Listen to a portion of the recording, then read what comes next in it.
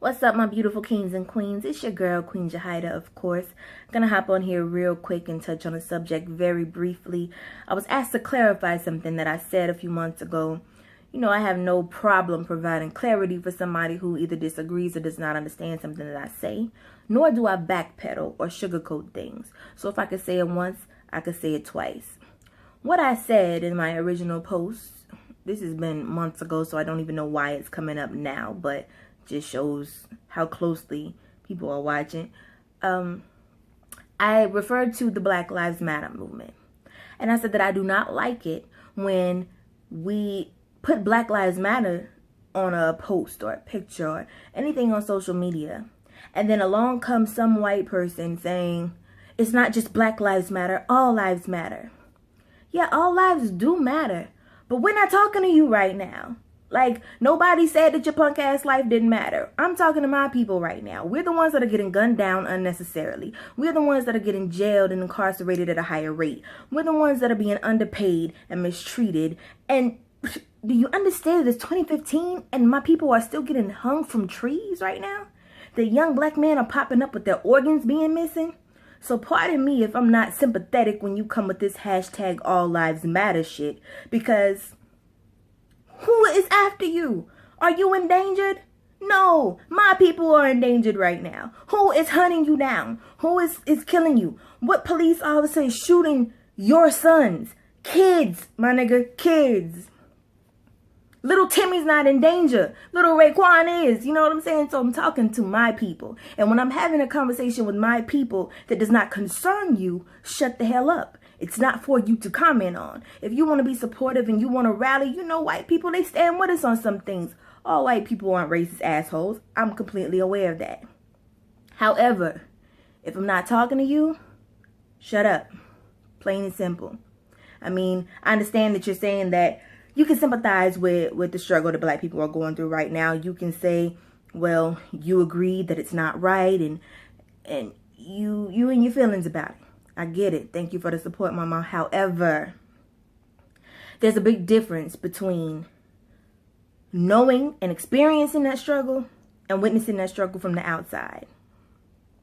Now, I liken this to a comparison between a whale and a shark. A whale and a shark both live in the ocean. They both swim in the water. They both chase fish. They both do what they have to do.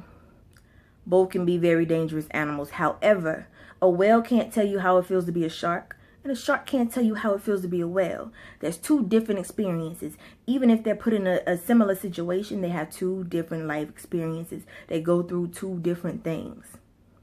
When people see a whale, they see a large animal, but they don't think of it as dangerous. However, a whale will kill your ass. Shamu will fuck you up. But that's not the common perception of a whale. However, a shark, the first thing you think when you see a shark is, oh my God, it's Jaws, it's gonna eat me. You know, sharks get a bad rep. Automatically, they're thought of as being aggressive and dangerous and something to fear. That's how black people are looked at in this country every single day.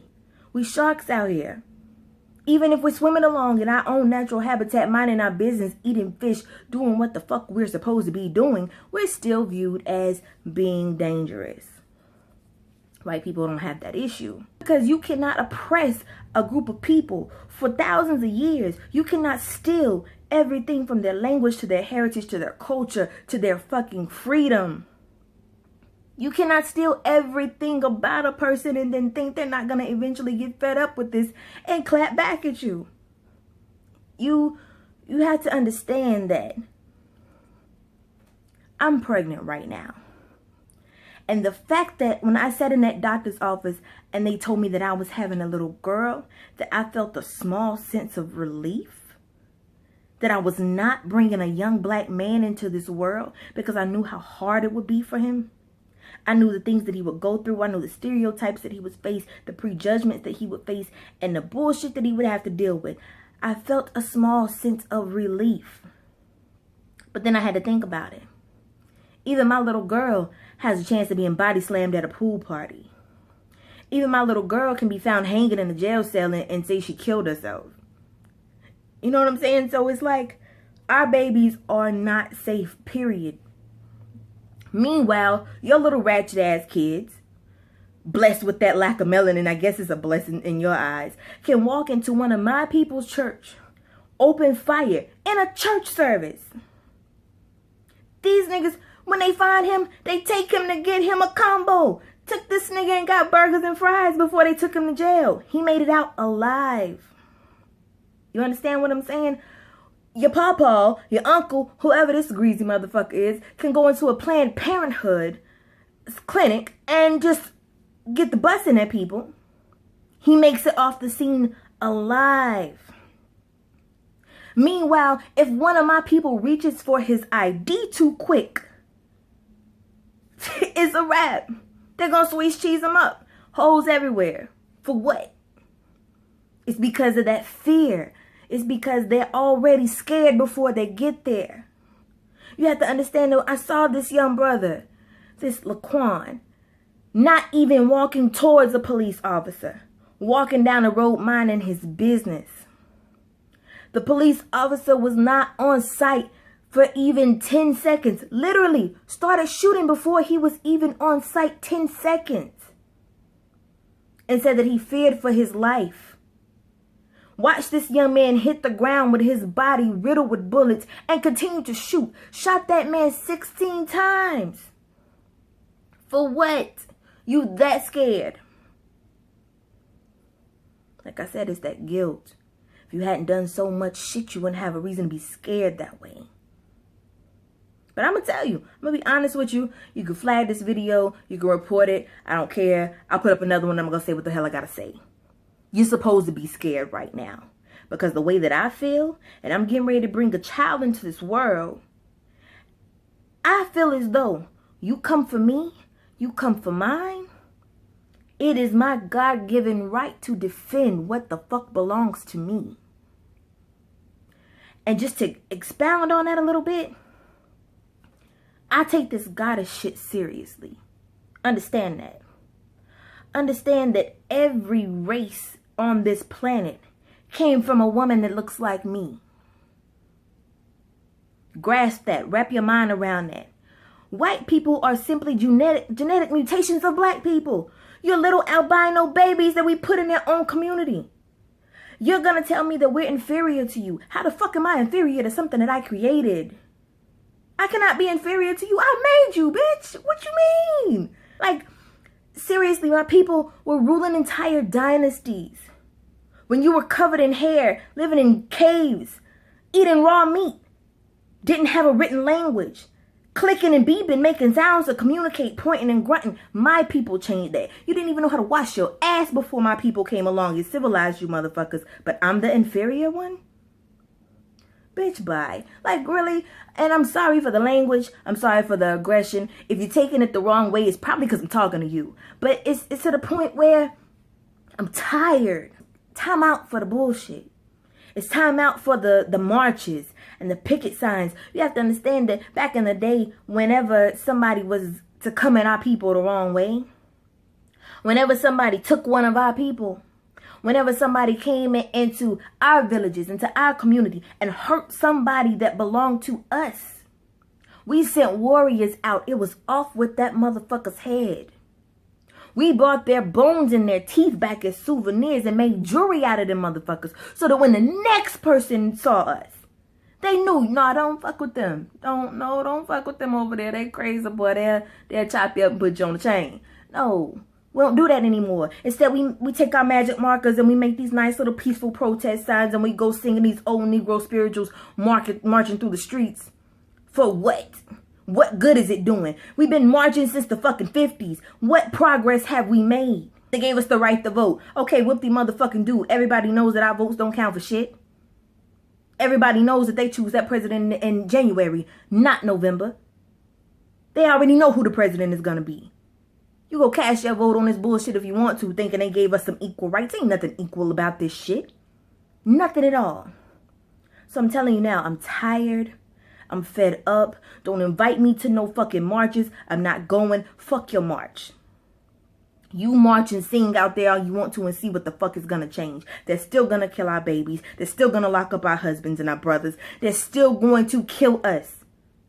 The only solution at this point is to fight the fuck back.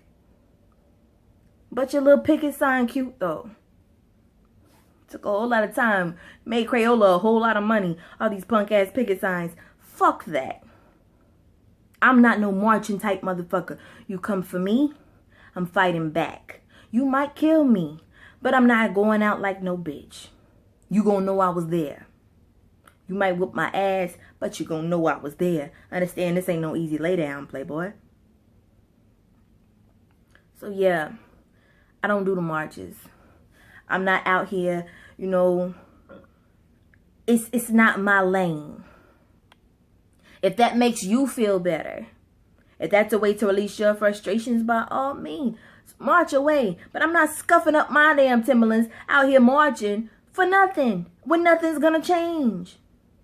But you do what you do. Have fun with it.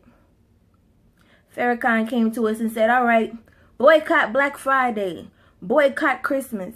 Don't buy nothing from these white folks. We gonna save our money. We gonna put a dent in their pockets. Okay, number one, unrealistic. Black people like shit. Black people like material things. Black people measure their worth by how much stuff they have. That's what happens when you take stuff away from people for so long. They start to measure their worth and their value in how much stuff they can acquire. I'm better than you because I have more shoes than you, a bigger house than you, a better car, more jewelry. So that means I'm more successful than you. That means I'm up here with the white folks. I got nice things just like they got nice things. No, you dumb motherfucker. You're not up there with the white folks. You're still just another nigga with some shiny trinkets on. It's all the fuck you are. So Farrakhan said boycott. All right, number one, niggas wasn't going to do that. Number two, all right, we boycott and we save this money, then what? Are we investing it in something? Are we buying land? Are we planting crops? Are we opening schools? What are we doing with this money that we're saving by boycotting Black Friday and Christmas? Have a fucking game plan. And you know what? I love Farrakhan. He gets his message across. He's a very powerful man. He's a very smart man. However, I don't feel as though the expectations are realistic. I don't agree with having a rally that says justice or else. And then we get more killings, more shootings after that. Obviously, they didn't give the justice, so where the fuck is the or else part? Turn up, nigga. What you mean? And keep in mind, I come from a biracial background. My family is very mixed up. If you sit us around the table, we look like the fucking United Nations, and I'm cool with that. However, it does not matter how diluted this melanin is. When these police look at me, when these white folks look at me, I'm just another nigga. That's it. Doesn't matter if I'm the mother of civilization. It doesn't matter that I created pretty much everything your eyes can behold. You're just another nigga to them. Plain and simple. They took everything away from you. You don't even know who the fuck you are anymore. You don't know where your family comes from. You don't know what your original language was. You don't even have your own God. They gave you their God. Some white nigga with curly hair out here walking around in them Jerusalem sandals. Only white dude in Africa at the time, apparently. They gave you their God and said, this is who you worship. My thing is, once you know who you are, once you know what you're worth, you'll act accordingly. If you call a nigga every day of his life for 30 years, he's going to behave as such. He's going to behave in an ignorant fashion. He's going to be loud. He's going to be boisterous. He's going to be just out of control. Teach a black man that he is a god at a young age. Watch his swag change. The way that he walks, the way that he dresses, the way that he talks, he's going to carry himself much differently because you're giving him positive affirmations instead of these negative ass stereotypes. So when you hear me call myself a goddess, understand that I am undoing thousands of years of bad programming. Understand that if this had been 100 years ago, 200 years ago, I would have been somebody's bed warmer.